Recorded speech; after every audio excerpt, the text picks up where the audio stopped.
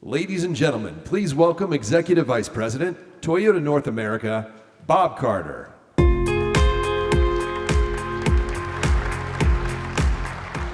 Well, good afternoon, everyone. Thank you for joining us today. You know, I love coming to CES every year to get a glimpse of the new technologies that are powering a revolution in mobility. Now, I've been in the car business a little while, but I've seen it change more than just a few times. There's new, clean, connected, autonomous products and services that anticipate and respond to our needs in ways that, frankly, a few years ago, we never thought would be possible. Technologies that will change society and define all of our future. And from the concepts Toyota has shown here at CES, you can see that we're on the cutting edge of this revolution. Now, even though this new technology is important, what is most important is how is this technology going to serve society? And that's why our global president, Akio Toyoda, wants our company to transform from an automobile company to a mobility company, pursuing mobility for all. But what does that actually mean? Well, it's about the freedom to move, whether it's across the country, across the town, or simply across the room. It's about being of service with universal, inclusive, and accessible mobility solutions, providing the greatest number of options to the greatest number of people. Because when you're free to move, anything can be possible.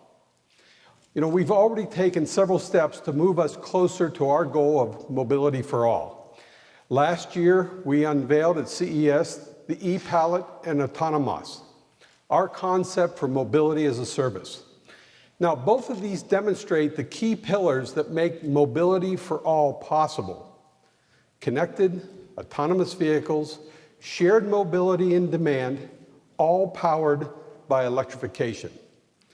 And if you think about it, Toyota has paved the way for vehicle electrification for decades, from the Prius hybrid to the world's first-to-market fuel cell electric sedan, the Mirai. In fact, today in the US, over 60% of all electrified vehicles on the road today wear either a Toyota or Lexus badge. Now, globally, we've sold more than 13 million electrified vehicles. But Toyota, as well as our entire industry, we still have a very long way to go. Last year, in 2018, more than 95% of all vehicles sold across the globe were powered exclusively by fossil fuels. Now, at Toyota, by 2020, our goal is to have more than 15% of our US sales to be electrified. And then globally, by 2025, our goal is to have an electrified option for almost every model that we build, regardless if it's a Toyota or Lexus. And then by 2030, we intend to sell approximately 5.5 million electrified vehicles per year, including 1 million zero-emission vehicles. Now, we know it's not enough just to bring new electrified vehicles to market. And that's why we have our Toyota 2050 Environmental Challenge, which is our commitment to have a near net positive impact on the environment by 2050. The challenge includes our 6 major goals, including the complete elimination of greenhouse gas emissions from our internal operations and a 90% reduction from our vehicles by 2050. We're already putting pieces in place to make that happen, including new battery technology and advanced fuel cell electric power systems to ensure human mobility is in harmony with the rest of the environment. We're also collaborating with PACCAR, the parent company of Kenworth, and developing a fully capable, zero-emissions electric Class 8 truck that are powered by 2 fuel cell stacks. Now, the original Portal is our proof of concept has logged over 10,000 miles hauling freight from the Port of Los Angeles and the Port of Long Beach to rail yards and warehouses across the LA basin. And thanks to the support that we're receiving from the Port of Los Angeles and the California Air Resources Board, we are now in production and building 10 new trucks for on the road to move even more goods throughout the Los Angeles area. Every one of those will be with zero emissions. This is not just a science experiment. Our goal is to make a difference in society and improve the air quality in and around the Port of Los Angeles. Now imagine for a moment what we can do with the scalability of this project. It's an amazing truck, and I encourage you all to stop by and see it at the PACCAR booth that is in the North Hall. In addition, we're pioneering research in artificial intelligence, advanced materials, human support devices, and physical rehabilitation to develop robots that can assist the elderly and physically disabled and those with injuries. We're also investing in the potential of connected networks that can bring together mobility services with the people who really need them. Now, don't get me wrong, we're going to continue to build a great lineup of cars, SUVs, and trucks for the years to come, and with the best dealers in the industry continuing to play a vital role. But many years from now, it's possible that the future of mobility may not involve moving people at all. It's possible mobility may mean smart and accessible solutions that bring the services to society. And Toyota wants to play a leading role in creating this new future, while staying true to our commitment to provide a positive social impact. And that's why we set up the Toyota Mobility Foundation, which over a year ago launched the Mobility Unlimited Challenge. This is a contest that aims to provide $4 million in grants to jumpstart the development of smart assistive technologies to help provide the freedom of movement for those who have impairments. Now, worldwide, more than 80 teams applied, and today, on behalf of the Toyota Mobility Foundation, we are proud to announce the 5 teams that have been selected as the finalists. Let's take a look. The 5 teams selected as finalists include Evolution Devices from the US for a non-intrusive leg sleeve that offers personalized, timed muscle stimulation to assist day-to-day walking and longer-term rehabilitation. Ital Design from Italy for an integrated network of wheel-on powered devices which allow users of manual wheelchairs to have the convenience and benefits of a powered chair, all accessible via an app-based share scheme. Phoenix Instinct from the UK for an ultra-lightweight, self-balancing, intelligent wheelchair which eliminates painful vibrations. Team Colo from the University of Tsukuba in Japan for their mobile exoskeleton on wheels, which allows users to sit or stand with ease. Institute for Human and Machine Cognition, also from the US, for a highly mobile, powered exoskeleton that offers fast, stable, and agile upright mobility. Now, I'd like to congratulate all 5 of those organizations. Throughout this contest, we've seen some amazing ideas. Now, each one of those finalists will receive a $500,000 grant to further develop their concept.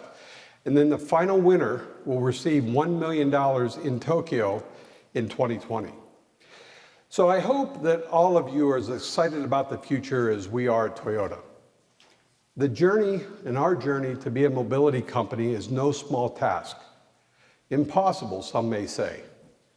But Toyota's history is all about taking on challenges that no one believed could be solved and making the impossible possible. So let's face those challenges together and create a future where mobility for all is not only possible, but it becomes a reality. Now let's have a look at another example of making the impossible possible.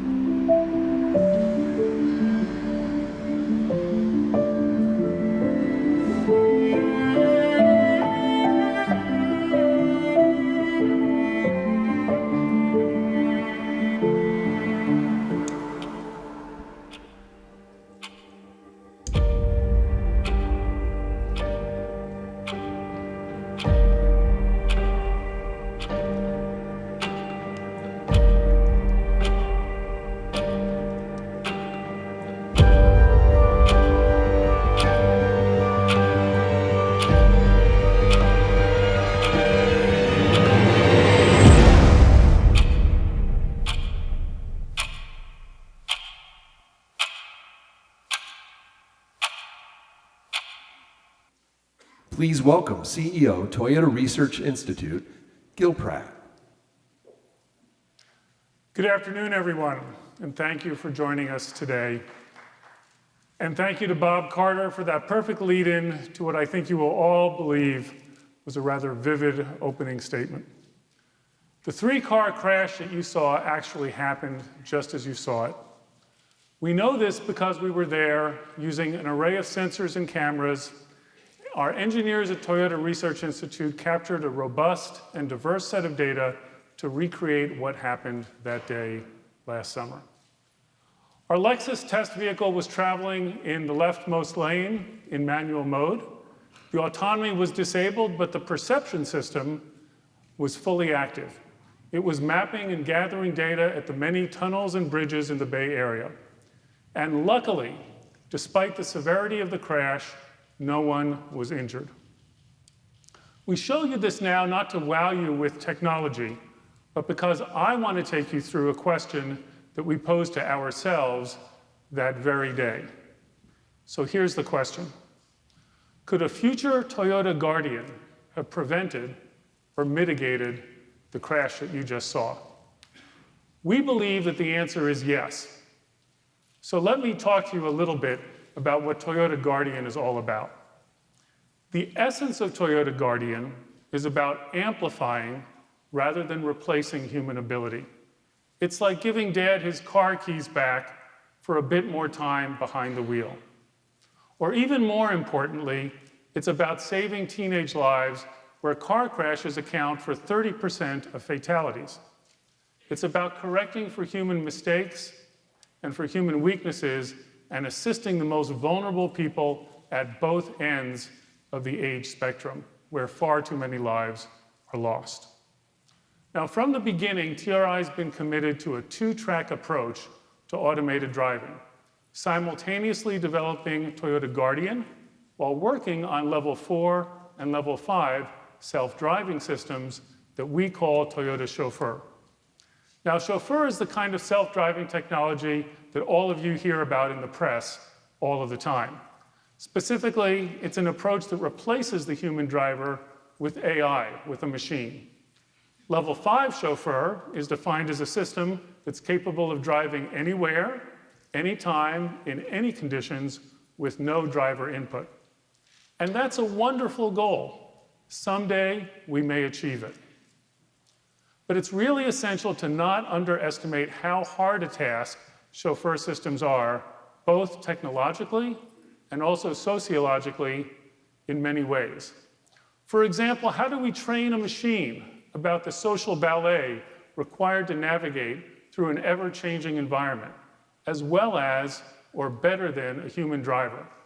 How do we teach the systems to predict what a policeman means when they motion to you to stop at an intersection even though the light is still green? Or when a pedestrian will decide to cross the road? These are hard questions. Let's also keep in mind that it may take considerable time for society to accept the inevitable crashes, the inevitable injuries, and the inevitable fatalities that are still going to happen with chauffeur systems. Now, none of us in the automobile or IT industries are close to fully answering these questions. In the meantime, we all have a moral obligation to apply automated vehicle technology to save as many lives as possible, as soon as possible.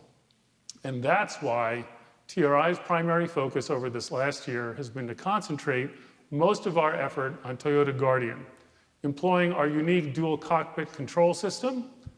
And with Guardian, the driver is in control of the car at all times, except in those cases where the Guardian system anticipates a pending incident, alerts the driver, and decides to employ a corrective response in coordination with driver input. So in this way, Guardian combines and coordinates the skills and strengths of the human with those of the machine. In fact, one of the most significant advancements that we've made to Guardian this year was the creation of blended envelope control of both the human and the machine. We're inspired and informed by the way that modern fighter jets operate, where you have a pilot that flies the stick But actually, the pilot doesn't fly the plane directly. Instead, the pilot's intent is translated by a low-level flight control system to stabilize the aircraft and stay within a specific safety envelope. So, what's it feel like to have blended envelope control in a car instead of a fighter jet? Most of the time, the driver feels 100% in control of the car. However, as the driver begins to reach the edge of a dynamically changing safety envelope, the machine begins to collaborate with the human driver, nudging the driver back into a safe corridor. The big idea that we really want to drive home today is that envelope control, blended envelope control, it's not a discrete on-off switch between either the human and the machine, but rather it's a seamless blend of both human and machine working together as teammates, and we extract the best skills from each one. Guardian also adds this extra measure of oversight to future autonomous chauffeur systems that can be provided either by Toyota or by some other company. And we think this is a key capability because, as we announced here at CES last year, we plan to include Toyota Guardian as standard equipment on all Toyota e-Pallet platforms that we build for the MaaS or Mobility as a Service market. By doing so, MaaS companies can use any autonomous chauffeur system that they choose, with Toyota Guardian acting as a redundant check. What we talk about here is the Toyota version of belt and suspenders. We also expect that Guardian over time will build much needed trust and acceptance with the public. We call it Toyota Guardian, but actually we believe in it so much that we want to see it on every car that's on the road, not only Toyotas. In other words, Guardian for all. Now let me talk a little bit here about how we are building Guardian and how it works. One of the most important tools in the development of Guardian is simulation. Our software can be tested in either a real car or a simulated one, and we can go back and forth seamlessly, allowing for continuous integration and testing. We run our code through simulation at an engineer's desk, emulating how a car will respond on the road. And we can also scale this up and have many instances running in the cloud, simultaneously creating billions of miles of training data and of test data. But it turns out that simulation is actually not enough, because in order for Guardian to learn and to get smarter, it must be subjected to difficult corner cases and demanding scenarios that are simply too difficult to test, either in simulation or on public roads. And this is one reason that we just built our own closed course facility at Michigan Technical Research Park in Ottawa Lake, not far from our Ann Arbor, Michigan facility. On closed courses, Guardian's intelligence and capabilities can be stretched and challenged through continuous refinement. Our Guardian systems learn how to best navigate and react to dangerous scenarios as they unfold. For example, in the demonstration that you see here, a vehicle suddenly pops out from behind a row of parked cars too quickly for any car to simply brake in its lane. Sensing that the next lane is clear, but only for a brief window, our Guardian alerts the driver, visually and audibly, of the imminent danger, and then avoids the pop-out car by maneuvering out of the lane briefly and then quickly returning to the original lane to avoid the obstruction ahead. Now, this growing Guardian capability gives the I-80 incident that I opened with today, that vivid crash that you saw, an interesting lemons to lemonade twist. Here was an accidental corner case on a public highway, a dangerous three-car encounter that unfolded right before our eyes. From the data that we gathered, we first developed an accurate simulation, which we then translated into a learning tool for Guardian to perceive, to predict, and to plan the options that it had in a split second. We then recreated that same scenario on the test track using real vehicles and a guided, soft target dummy vehicle. In this instance, Guardian's best option was to safely accelerate away from encroaching vehicles to avoid a collision. And furthermore, by accelerating out of the way, Guardian did this other thing, which was to help make space that might have prevented the other vehicles from crashing as well. In this way, we actually created a kind of an altruistic Guardian which we think is a really neat idea. Now next I want to address an aspect of Guardian that makes the technology even more compelling. We human beings have an inherent desire for freedom of movement. Similar to when we see a child first learn to stand up and giggle their way across a room without the help of mom or dad. Similar to the smile of accomplishment that we see on the face of a child when they ride a bicycle for the first time without training wheels. I think you all know what I mean. So I want you now to imagine driving on a winding road similar to this challenging cone-lined slalom track that we did on one of our test tracks. With Guardian off, the driver can easily clip a cone. But with Guardian Enable, the driver feels in full control, maneuvering the car like an extension of themselves, but with Guardian there to coach them and, if necessary, to catch them. If you're the driver, no matter what input you give, you neither oversteer nor understeer, and you never clip a cone. Now, we all know the joy of driving is real, and that joy is an inherent part of how we developed Guardian and why. We believe in the future of Toyota Guardian not only to save lives, but to make driving more joyful than ever. So a week from today in Detroit, we're going to proudly unveil the all-new Supra, gone but not forgotten for many years. Supra has always been Toyota's spiritual ode to the joy of driving. And I'm sure that those of you who are attending the show next week are going to be wowed. But in closing today, I have a little bit of wow for you as well to share from TRI. It's not so much a spiritual ode like the Supra, as it is a whole new tool in the TRI toolbox. So today, it's my pleasure to share with you our newest Guardian and Chauffeur test bed, the TRI P4 research vehicle. Let's take a look.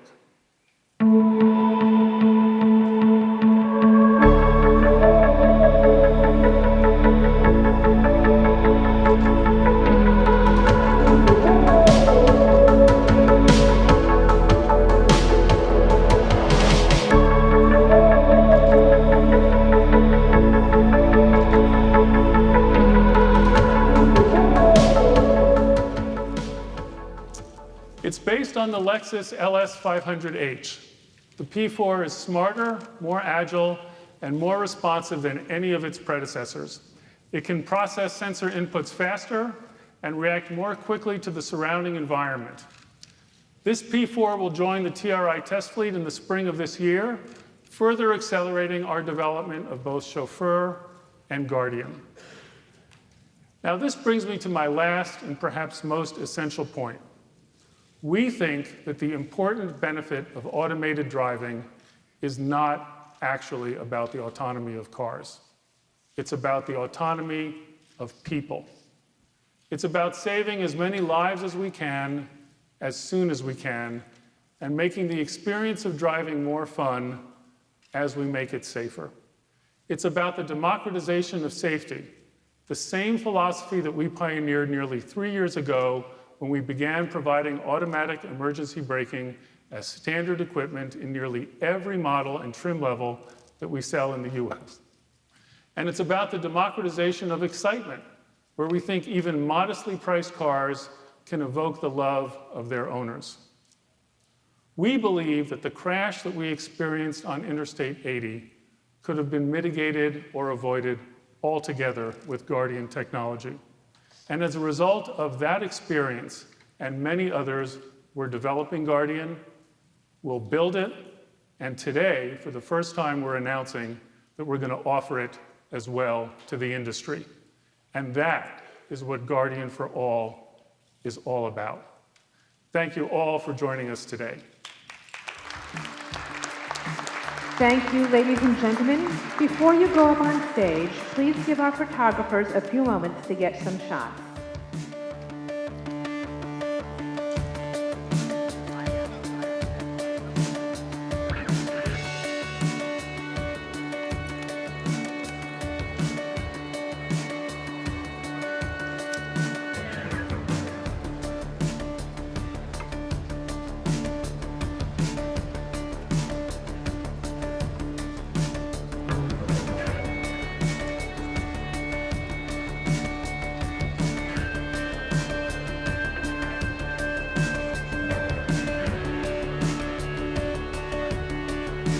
you're now welcome to go on stage. Thank you.